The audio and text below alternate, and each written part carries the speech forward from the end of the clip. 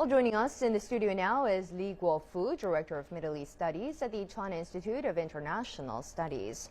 Mr. Li, welcome back to the program. Now, as analysts have been very doubtful that the talks will lead to any concrete breakthrough, now this is even before Israel announced that it would expand construction settlement in the occupied West Bank. How do you view this round of talks?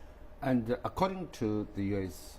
Secretary of State John Kerry, as he said, and yesterday, and last time when Israeli Prime Minister Netanyahu met him and also Palestinian President Abbas, actually Netanyahu told them that he is going to announce some new settlements in the Palestinian occupied territories in order to police those opponents against the prisoners released, because Israeli believe that these prisoners, they have their hands with the Israeli brothers.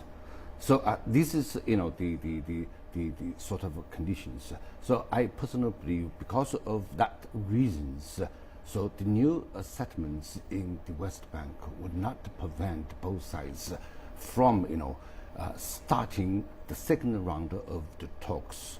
Though many people, I share, as a matter of fact, those doubts about the perspective of the peace process. But despite that, I still would hope, and I would wish to give some hope. This time both sides were serious. They may make some breakthrough in the future.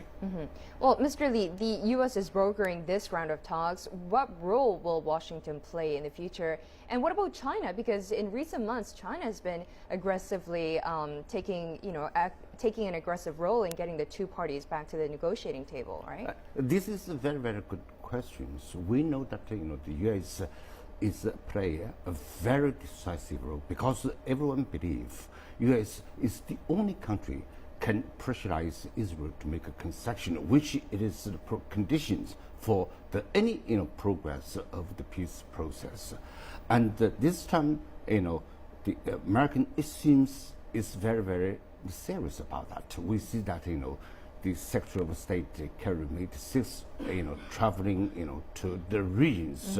So I think the Americans, if really play honest, just, and fair role, it will be possible this time. Both sides can achieve something. As for China, we would very, very glad to hear the news. Both sides finally restarted the negotiations. We believe, we hope both sides would be, take the other side's interests also as one of the fundamental interests for they can calculate their own policies. We believe the peace will serve the profound interests of the two nations. I hope both sides will succeed this time. Well, let's keep our fingers crossed. Mr. Li, thank you very much for coming on the program.